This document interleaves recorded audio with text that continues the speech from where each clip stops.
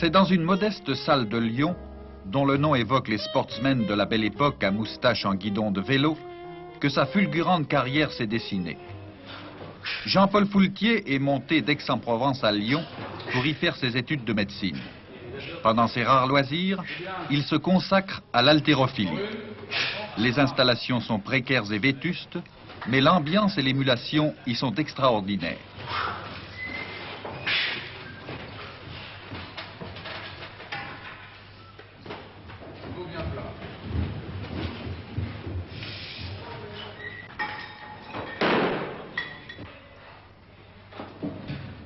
Chaque fois qu'il en a l'occasion, Jean-Paul ne manque pas de venir se replonger dans l'ambiance particulière de la Française. Ici, chacun est un peu le moniteur des autres. Mais Foulquier, qui est le plus doué, est aussi le plus écouté.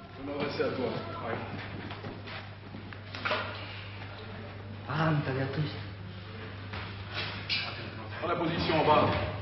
Hein? Le dos bien plat, les bras bien droits.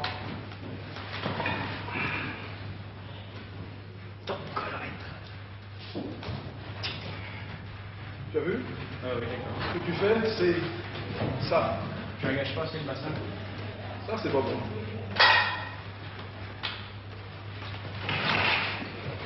Alors, on tolère comme ça là-bas.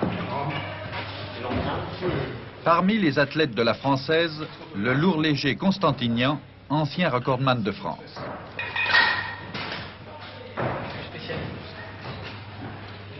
Fais-en un comme de plus. Oui.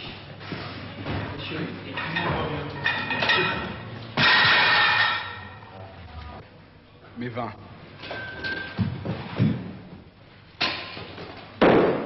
Le problème pour Jean-Paul Foulquier a été de s'organiser de façon à mener de front les études et le sport. Cela n'a pas été toujours facile. Lorsque j'ai commencé mes études médicales, il était encore possible de concilier les deux. Du moins au départ, ça a été relativement facile. Le PCB à l'époque, maintenant CPEM, n'a pas posé vraiment de problème. La première, deuxième année, ça s'est passé vraiment dans des conditions normales. Quand il s'est agi en fin de première année de m'engager dans la voie des concours, si vous voulez, j'avais choisi un petit peu la porte étroite. À ce moment-là, les problèmes ont commencé à se poser. Un de ses plus ardents partisans, le professeur Tria.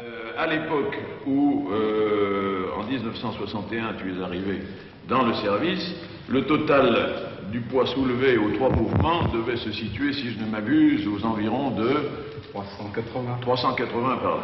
Et alors, le total pour être sélectionné pour les Jeux de Tokyo était à l'époque de 450 kilos. Et tu m'avais dit, il n'y a aucune raison de ne pas arriver à soulever ces 450 kilos. Et à un moment donné, un peu avant Tokyo, ces 450 kilos ont été finalement arrachés dans les 3 mouvements. Ce qui fait que j'étais tout content dans le service et pensais avoir la possibilité d'applaudir Jean-Paul Foulquier à Tokyo. Seulement, à l'époque même, comme s'il s'agissait d'une carotte, on a fait passer le poids de 450 à 475 kilos. Et il est évident qu'il n'y avait plus le temps nécessaire pour arriver à ce total. Et tu m'avais dit à l'époque, aux 475 kilos, j'y arriverais, mais j'arriverais même aux 500 kilos. Je dois dire que je n'y croyais pas du tout. Il est maintenant docteur en médecine, marié et père de 2 enfants. Comment votre épouse considère-t-elle votre activité sportive? Est-ce qu'elle... Ça, écoutez, je pense que le mieux à faire, c'est de le lui demander. Moi, enfin, ça pourrait poser un problème, mais je ne crois pas en fait qu'à lui, ça lui posera, parce que je crois que son optique, c'est surtout les prochains Jeux olympiques, et que si finalement il veut continuer à faire de l'haltérophilie, il pourra toujours s'occuper de l'haltérophilie, tout en étant médecin, en faisant ce qu'il veut. De toute façon, je crois que c'est un problème d'organisation individuelle, à son niveau. Vous l'encouragez? À faire de l'haltérophilie?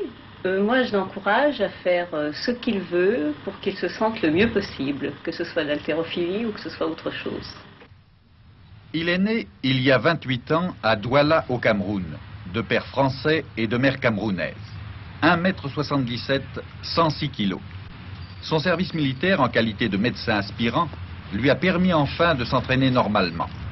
Du footing d'abord, l'haltérophilie est un sport de salle, les athlètes ont besoin de grand air. Échauffement ensuite, une opération extrêmement importante étant donné la masse musculaire de l'athlète.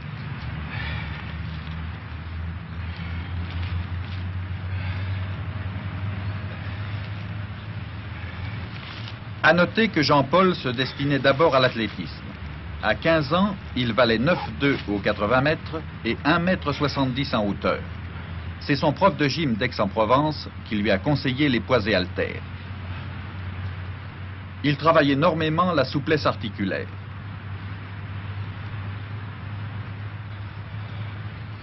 Les sauts, c'est pour développer le travail de détente, car en haltérophilie, la force pure n'est rien sans la vitesse et la détente. Mais il faut également d'autres qualités pour réussir.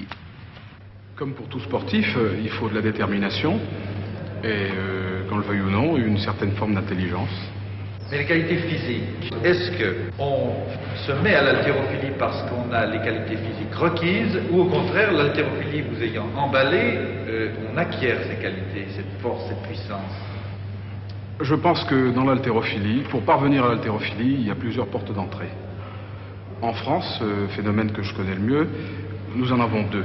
Nous avons deux types d'haltérophiles. Nous avons l'haltérophile qui a été requis à cause de sa force apparente. Et puis celui qui n'a pas apparemment les qualités, qui a un petit gabarit, qui est apparemment frêle, et qui justement à cause de cela veut compenser. Le résultat, c'est que nous pouvons aboutir à partir de deux départs différents, deux points de départ différents, à un athlète.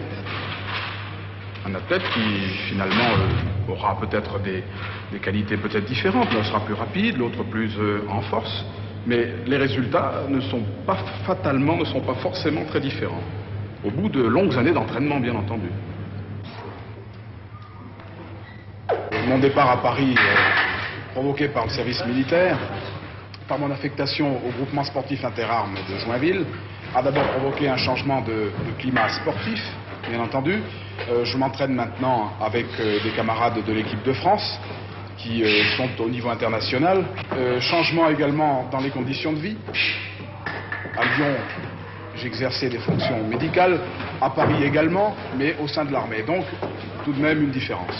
Le climat parisien, sur le plan sportif, est meilleur actuellement parce qu'il y a plus d'émulation. Et il faut bien le dire, à Lyon, je m'entraînais très peu. Je m'entraînais au maximum 4 à 6 heures par semaine. À Paris, tout est changé. Je m'entraîne au minimum 4 jours par semaine, chacun de ces jours au moins 3 heures.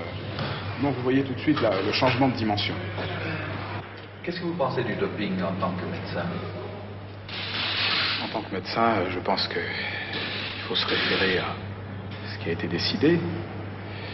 C'est-à-dire qu'il y a une liste qui a été établie, qui est connue par les médecins des sports et qui condamne l'usage de certains produits dits dopants. Et je pense qu'il n'y a pas de querelle, de fausse querelle à établir quant aux stimulants et aux dopants. Je pense qu'ils sont bel et bien connus par ceux qui les emploient. Et qu'en pense l'athlète, l'haltérophile?